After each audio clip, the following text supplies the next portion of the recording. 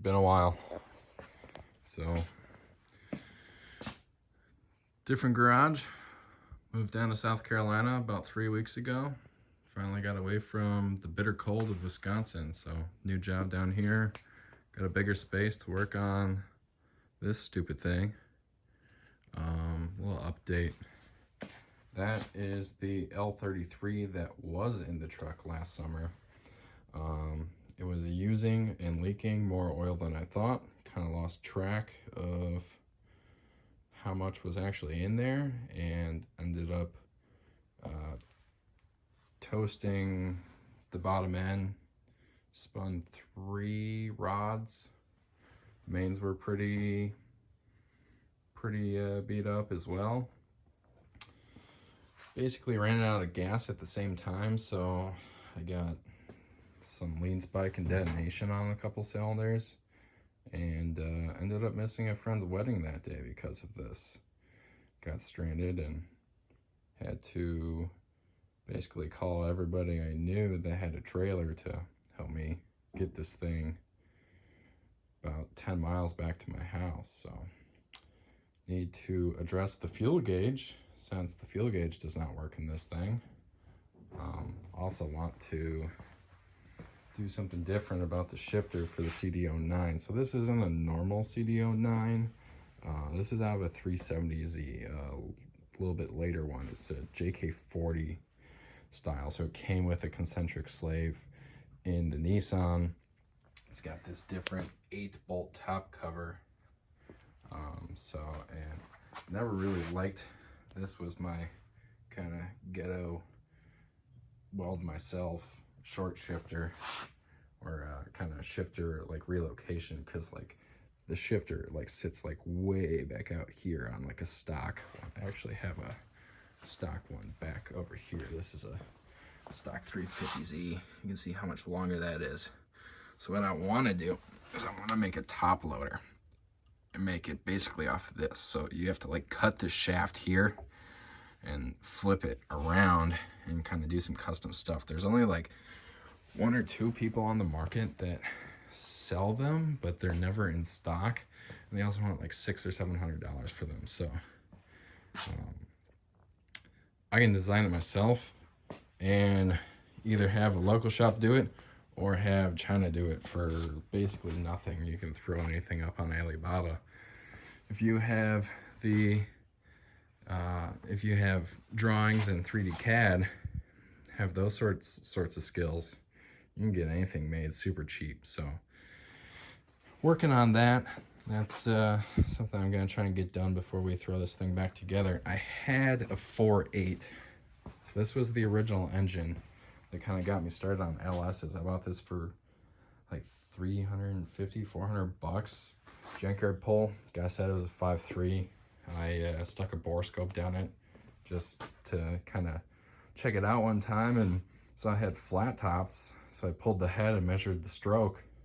And it's a 4.8. So I put the wrong head gaskets on this when I was trying to get this back together.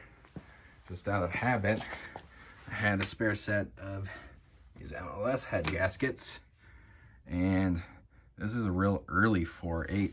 So it actually has the notched heads right here, so it doesn't create a good enough seal on the MLS with that notch. So you have to run the composite gaskets, the old like kind of graphite composite ones that are a pain in the ass to scrape off.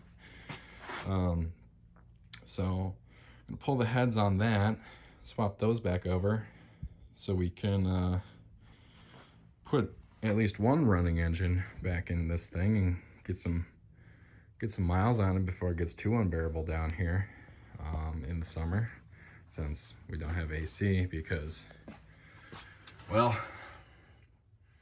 that's where the HVAC system used to live, but that's now where my engine lives. So I have no HVAC in this thing at all. Also, while we're in here, I might do some tidying up, and this Hydro Boost has always leaked power steering fluid. So they're known for having like a couple of O-rings go bad. I have a rebuild kit somewhere in my pile of parts that I have no clue where anything is right now because we just moved 1,000 miles across the country. So everything's still in a lot of bins. Got to kind of dig through and reorganize. I started putting some shelves up. Got some more over here. Just trying to get everything organized. But yeah, just kind of wanted to give an update since seeing a little bit of traffic on some of these videos. I know a lot of people are interested in LS swapping these. See it posted a lot in the Facebook groups. I get a reasonable amount of questions both on YouTube and Instagram. Nothing is easy on these, and I did it the really dumb way, and I made everything more complicated. See this right here? This is not a factory subframe. I mean, I think the steering rack would be a kind of dead giveaway if you've ever seen one of these trucks without the engine in it or worked on them in general. This whole suspension setup is out of a 1988 Corvette. So I wanted to do rack and pinion steering anyways because the recirculating ball, the steering box, and all of its linkages were in the way for a rear sump LS.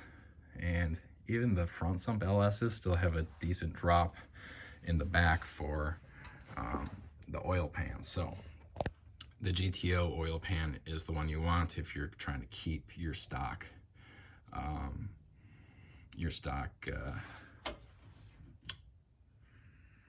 steering linkages. But yeah, so I did it stupid. I cut, I think, roughly 14 inches from here back to this other weld back here, out of the frame rail on either side. Got this subframe totally stripped down to nothing. Hung it between two like long pieces of aluminum, some 80/20 extrusion I had laying around from another project, and just hung them up with ratchet straps and used a spirit level and just a bunch of measuring, and got this dialed in pretty close to kind of like factory Corvette specs. I added a little bit extra caster just for making it return to center a little bit better, since I knew this thing would be kind of squirrely. And then it's kind of the same story on the rear too. So it's not just a simple van lug and Toyota axle 5-lug swap. This is all Corvette parts. So get underneath here. You can see that is a C4 Corvette IRS. That's a Dana 36 batwing. It's not the super strong Dana 44. Those are quite sought after and pretty rare. They only came on the manual trucks. These Dana 36s are everywhere and stupid cheap for these whole setups. I mean, you could buy a whole automatic C4 Vet for under $2,000 just about anywhere in the country, as long as it's not running. I bought this whole suspension setup with a set of wheels for $800 about 3 years ago. I of course sold the saw blades, and these are C5 magnesium wheels. I've got a square set of fronts, so I want to get a set of rears, at least 2 for the back. I wouldn't mind running square 18 by 9.5, because these are 17 by 8.5. So about the biggest I can put on here is a 255. I want at least a 275 on the rear, because over here I've got, this is an LS3 block. I have pistons, rods, crankshaft, and heads to do this. So the only thing that's wrong with it is right here. Somebody cracked the starter ear off of the block. Actually, he's a good friend of mine. He had the wrong spacing for his flex plate to his torque converter, and ended up cracking that off as he was trying to kind of duck walk the trans and the engine together. So I also have this bell housing here too that we broke in doing the same shit. So we thought it was just the dowels, but that the dowels were an interference fit, but turns out he had the wrong spacing. So we did that stupid. I have the piece for that to weld back on. Get a welder set up, sold my welder to that same friend actually, so that I wouldn't have to drag across the country, because I mean I already had a ton of crap that I had to drag across the country. Also needed a little bit of money at the time, but it's neither here nor there. Just kind of wanted to give an update on this, and yeah, it's a pretty big mess, but weather's nice down here. It's like 55 and sunny today. Pulled the engine yesterday and the trans last night.